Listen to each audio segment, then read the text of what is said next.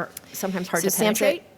is Because the partnering, again, teachers are with very busy. BIE, with School IHS, and our administrators have a other lot on their colleagues plates. across the department. And then, to once do you get this to important Medicaid work. and housing, I mean, it gets that much And finally, harder to bring as all I those mentioned, partners to I'm the happy table to say that this is the 10th everyone anniversary of understands Children's how Mental Health Awareness Day. central these issues And so we are do to hope that you their all line of will business join and us to on May their 7th. bottom We're excited. lines. We have Mary It's Lambert gonna be joining hard us for as them a to special guest, pay, and it's you know, going to be a they're great, all great busy. day. So how do we get them to have the bandwidth for that? And I do Thank think you that for there's helping to a bring national mental effort health that's and needed substance by, abuse issues by out of all the the folks shadows. that are in This this room is a to great keep event, that and I drumbeat appreciate all of going your about how efforts. So important it please is. let us know if SAMHSA can be helpful in the future. Thanks.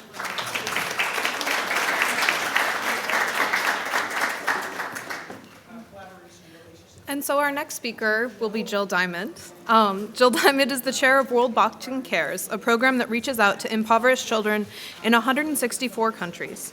Her journey sent her across the globe as an official and supervisor of the championship bouts and as an ambassador for various charitable programs. Ms. Diamond's commitment was recognized with the Boxing Humanitarian Award, WBC's Women of the Year, New York City's PAL 911 Award, and was acknowledged by the California legislature for her work with women athletes.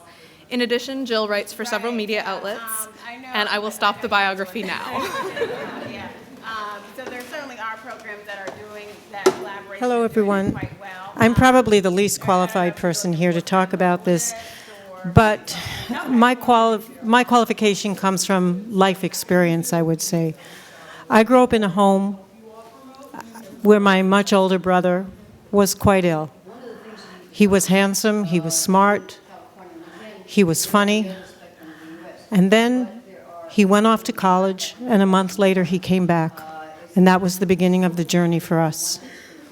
The lucky part was that he never hurt anyone outside of the home, and today, many, many years later, he is taken care of in a very wonderful facility where he's safe, and that's considered a success story. I don't consider that a success story. This is 40 years later, and still many children would rather kill themselves than come forward and risk the shame of rejection and stigmatization because they won't ask for help. This has to stop. We can't cure everyone, but we can change our perspective about this illness. So at the World Boxing Council, which seems like an unlikely organization to get involved in mental health awareness, it completely isn't. Many of our boxers, many of our athletes come from very disadvantaged backgrounds.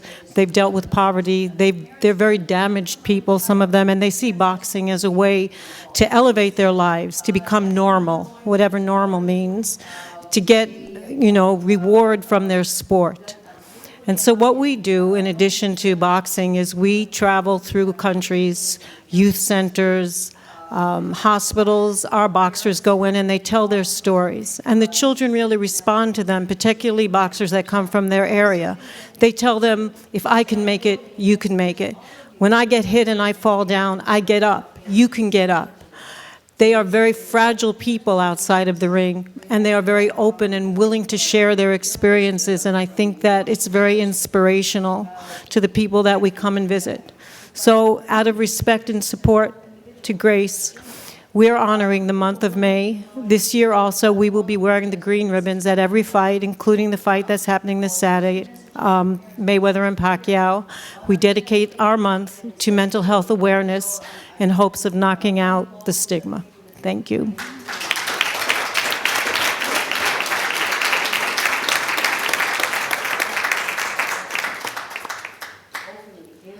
And our next speaker will be Dr. Dana Cunningham. Dana graduated from Southern Illinois University at Carbondale with a doctoral degree in clinical psychology in 2004. Following the completion of her internship at the University of Maryland Medical System / Maryland Veterans Administration Consortium, she completed a postdoc at the Center for School Mental Health. Currently, Dr. Cunningham is the coordinator for the Prince George's School Mental Health Initiative. And I'm not even going to attempt that acronym. Thank you. Good afternoon, and thank you for inviting me here today. It's a pleasure to be here. And I think you have a copy of my PowerPoint slides in your green folders.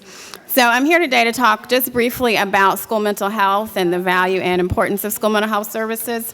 The title of my presentation is about increasing access and improving outcomes. And I believe that by providing school mental health services, that we can improve access for mental health, for youth to receive those services, and also to improve outcomes for them. Just to give everybody a clear definition about what school mental health is or what it looks like, there's some key components to mental health. That's when it's implemented well, we usually see a partnership between the schools and the communities that is undergirded by families and youth, and making sure that their voices are a part of the work that we're doing. We see that school mental health programs really build on existing partnerships that are already taking place in the schools. So it's not our intention to come in and take over the role of a school psychologist or a school social worker, but to really help support what's already taking place in the school environment. And the goal is to really focus on all students, not just a subset of students, so all students can benefit from mental health services that are based in the school. So there's really a full array of services that can be provided in a school setting, from school mental health promotion. For instance, you might have a broad school-based bullying prevention program that all students, all staff members would participate in. There might be a subset of students who might need more specialized attention or treatment. So perhaps maybe a group of students who may be at risk for a substance abuse disorder, a group of students who maybe have been exposed to trauma can receive more of what we call secondary level of prevention. And then there might be a smaller subset of students who might need more individualized treatment because they are at risk for significant challenges. So why are schools an optimal place to provide these services? One of the things that I think kind of probably provided a very good overview about the importance of school mental health services is because we know that the onset of mental illness, many mental illnesses begin in childhood, many of them before the age of 18. So if those illnesses go on untreated, there's a significant cost to that. And so, as we know, there's, as was mentioned earlier, there's about 1 in every 5 students have some sort of mental health illness, and about 1 in 10 are really impacted by a significant impairment. But the reality is that many of those youth are not receiving services. The good news is that we know that youth that do receive services, the overwhelming majority of them are able to receive those services in the school environment. So there's research that shows over 75% of students are actually receiving mental health services in the school setting.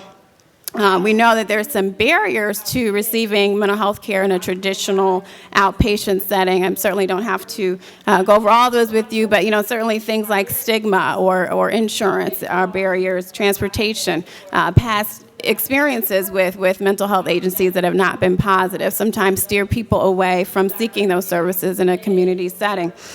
We know that traditionally in many outpatient settings, it's in some instances, people after they make their first appointment don't even show up to that first appointment. And beyond that, the most frequent number of times that people actually go to an outpatient really wonderful and inspirational mental health center for services is 1. So they may go to that first appointment, but don't frequently return. And so we see over time that many people discontinue treatment or don't continue with treatment. And so that is why schools provide, I believe, a really optimal place of providing those services. For one, yes, students are certainly there and it's easy to access them. But in addition to that, there's also the ability to reduce the stigma of seeking mental health services because the counselors are based there in the school. Students can see their friends going to see a counselor, and it's not, I've had students bring students in to come see me and talk to me because they feel that it's a safe place to be, it's a good place to receive services. So it's definitely less threatening. We heard earlier about some of the statistics with depression and suicide. I think being present in a school environment allows you that opportunity to see those students who might be isolated, to see that student who sits in the back of the classroom with their head on their desk and is not really engaged. Oftentimes in schools, the students that we typically get our attention are those that are making a lot of noise. But when we're based in the school setting, it's definitely much easier to also reach out to those students who might be suffering some of those internalizing disorders such as depression or anxiety. Probably a child or youth So if I had to sum all so of that up in terms of the advantages, I would say that when students have their social, emotional, behavioral needs addressed through wellness, prevention, and intervention, there are fewer barriers to learning and more time for productive classroom instruction. And we see that there's really, some people have concerns about the impact of school on academics and say, well, maybe that will take time away from a student's learning time. But we know that if students' mental health needs aren't addressed, they're going to have difficulty learning and difficulty performing well in school. And we do also know through lots of research that's been done about the positive impacts of providing mental health services and some of those, the ability of school mental health services to reduce some of those non-academic barriers to learning. So we see that students are more engaged in school, that they can perform better academically, that we see fewer students going out to participate in more restrictive school placements. So in overall improving academic outcomes, decreased dropout rates. So there are lots of positive advantages of receiving school mental health services. And actually, the Center for School Mental Health, where I work, is dedicated to improving the advancement of school mental health practice and policy. And on their homepage, that's listed there, if you can see it on your handouts, but it's csmh.umaryland.edu. But on their homepage, there is a link to a whole list of academic outcomes and impact of school mental health services on other positive outcomes if you want to look at that. We know as well that school mental health certainly reduces long-term costs. If we think about, the cost of, we talked earlier about the number of students who exhibit mental health illnesses in adolescence and prior to the age of 18. So if those students go on and become adults and have mental health problems that are not treated, what is the impact of that going to be on our workforce, on the justice system, on the healthcare system? So if we don't treat those problems early, long term, that certainly is going to be quite costly in terms of dealing with those issues in the future. Within our program, we have had an opportunity, I've kind of told you what the research has said about the benefits of school mental health, but we've also have simply asked the families and students, what do you think? How have these services benefited you? And some of the things we hear family members have said are that, the therapists are always available. A grandparent said that her daughter was less angry. A case manager helped her get back on her feet. So families are able to certainly see the benefit, and similarly when we ask youth, they report positive experiences as well, that they appreciate having somebody right there. They can get their feelings off their chest. One person noted that it's free, and that was from a young student who actually had experienced the challenges. He saw his mother having difficulty paying for the insurance copay. So he was very happy to see that, there was a service that was available there in the school that didn't require a cost. So just to tell you very briefly about our program, again, it's the Prince George's School Mental Health Initiative. And I know that the founding partners right would across like to the way. special We have a thanks few of our to staff Jonah members here. Thank you for helping us being here. organize this wonderful And we're based in briefing. Prince George's County, Maryland, and we really have a great collaboration between the Prince George's County Department of Special Education, Maryland State Department of Education, and putting on this briefing. the University of Maryland, Baltimore. And the purpose of our program is to really provide more intensive services and supports to students who are at risk of being removed from their homeschool placement, to really focus on that population of students. But we also do a lot to really help enhance staff training and staff competency, provide some training and family outreach as well. We provide individual therapy, group therapy, prevention activities, really the whole range of mental health services that you could receive in the community. We provide them there in the school. We also actually have a psychiatrist who provides consultation services as well. So it's a very comprehensive program. In terms of the students that we see, as I mentioned, we really focus on students with disabilities, but we also have had a wonderful partnership over the last couple of years with some of the local graduate school programs, and so they also provide services to students who are in general education as well. So we really are able to serve a broad range of students. And you also, I'm not sure how well you can see this in your handouts, but we've also done some research over the last couple of years with our students who've been involved in our program. And one of the things that we do is observations of students' behavior at the beginning of the school year and at the end of the school year, and try to look for areas of change.